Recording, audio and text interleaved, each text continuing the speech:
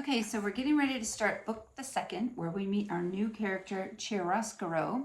But I wanted to check in and see if you heard of something that kept popping up again and again. And one thing that I was able to pick up on was this notion of red thread. So the author has mentioned red thread several times now, and I'm thinking, why is the red thread so important? Well, we know that the color red symbolizes blood. It can symbolize death. We know that Despereaux has been sent to his death. Does the mention of the red thread also give you a sense of tone and mood in the story, where we get a sense of danger that Despereaux is now facing? And this creates a little bit more excitement for us as we worry about our main character and wonder, is he going to make it out of the dungeon? Okay, and what's going to happen to our sweet little Despereaux character? All right, so keep listening for those things that pop up again and again, and also pay attention now for a memory moment that's going to be coming up. Okay, chapter 16, Blinded by the Light. As our story continues, reader, we must go backward in time to the birth of a rat named Chiaroscuro and called Roscuro, a rat born into the filth and darkness of the dungeon, several years before the mouse Despereaux was born upstairs in the light. Reader, do you know the definition of the word chiaroscuro?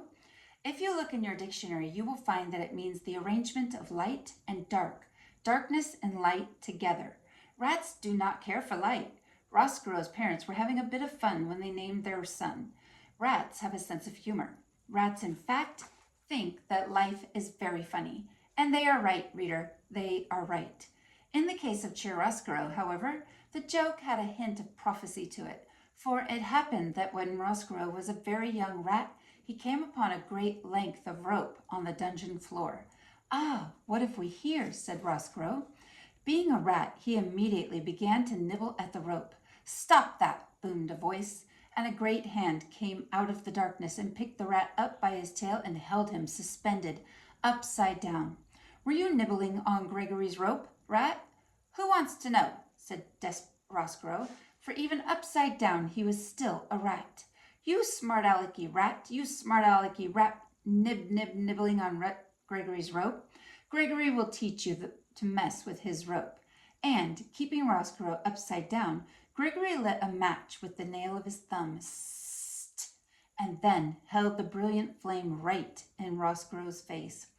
"Ah," said Roscuro. He pulled his head back, away from the light, but alas, he did not close his eyes, and the flame exploded around him and danced inside him. "Has no one told you the rules?" said Gregory. "What rules?" "Gregory's rope, rat, is off limits. So, apologize for chewing on Gregory's rope." "I will not," said Roscuro. "Apologize." "No." "Filthy rat," said Gregory. "You black-souled thing. Gregory has had it with you rats." He held the match closer to Roscuro's face, and a terrible smell of burnt whiskers rose up around the jailer and the rat. And then the match went out, and Gregory released Roscuro's tail. He flung him back into the darkness. "Do not ever touch Gregory's rope again, or you will be sorry." Roscuro sat on the dungeon floor.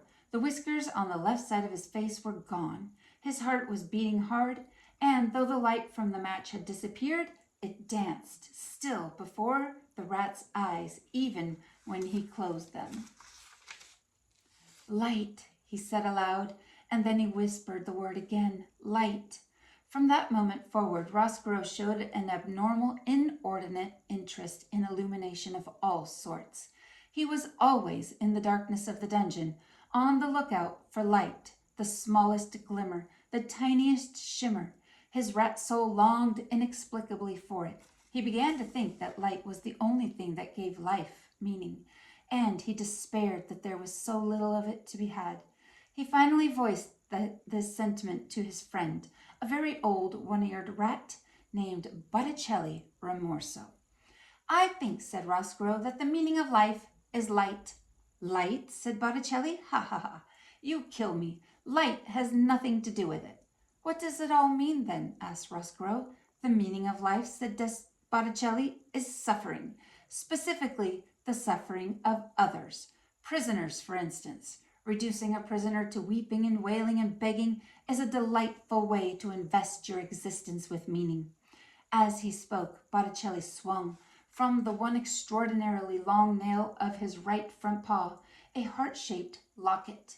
He had taken the locket from a prisoner and hung it on a thin braided rope. Whenever Botticelli spoke, the locket moved. Back and forth it swung. "Are you listening?" Botticelli said to Roscoe. "I am listening." "Good," said Botticelli. "Do as I say, and your life will be full of meaning. This is how you torture a prisoner. First, you must convince him that you are a friend. Listen to him, encourage him to confess his sins, and when the time is right, talk to him. Tell him what he wants to hear. Tell him, for instance, that you will forgive him. This is a wonderful joke to play upon a prisoner, to promise forgiveness." "Why?" said Roscoe. His eyes went back and forth, following the locket.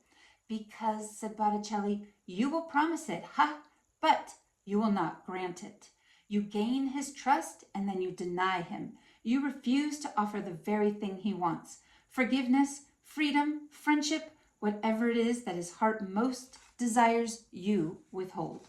At this point in his lecture, Botticelli laughed so hard that he had to sit down and catch his breath. The locket swayed slowly back and forth, and then stopped altogether. "Ha!" said Botticelli. "Ha, ha, ha! You gain his trust, you refuse him, and you become what he knew you were all along. What you knew you were all along. Not a friend, not a confessor, not a forgiver, but a rat." Botticelli wiped his eyes and shook his head and sighed a sigh of great contentment.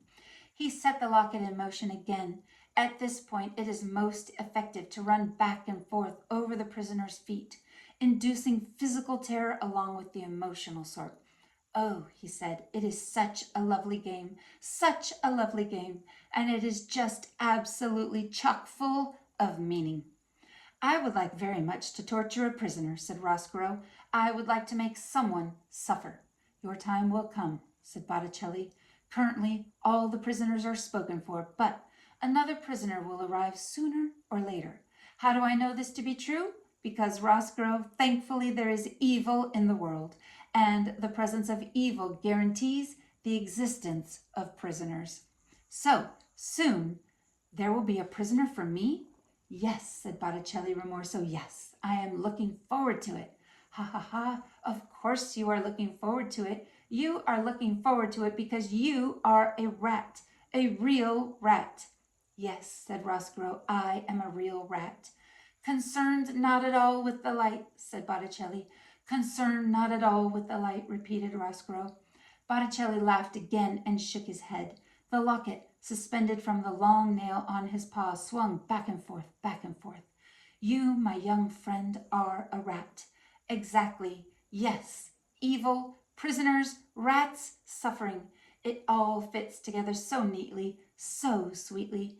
Oh, it is a lovely world, a lovely, dark world."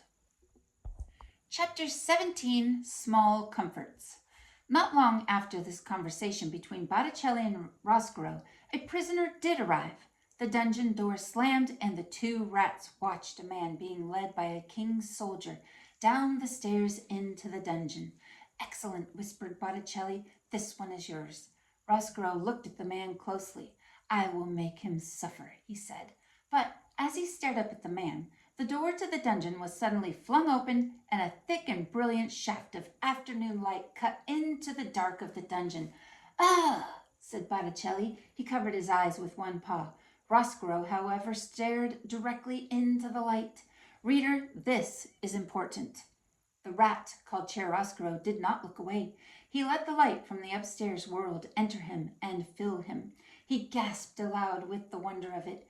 "Give him his small comforts," shouted a voice at the top of the stairs, and a red cloth was thrown into the light. The cloth hung suspended for a moment, bright red and glowing, and then the door was slammed shut again, and the light disappeared, and the cloth fell to the floor. It was Gregory the jailer who bent to pick it up. "Go on," said the old man as he held out the cloth to the prisoner. "Take it. You'll need every last bit of warmth down here." And so the prisoner took the cloth and draped it around his shoulders as if it were a cloak. And the soldier of the king said, "Right then, Gregory, he's all yours." And the soldier turned and went back up the steps and opened the door to the outside world, and some small light leaked in before he closed the door behind him.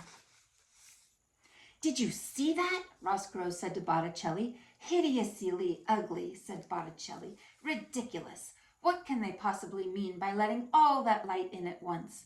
Don't they know that this is a dungeon?" "It was beautiful," said Roscoe. "No," said Botticelli. "No." He looked at Roscoe intently. "Not beautiful. No."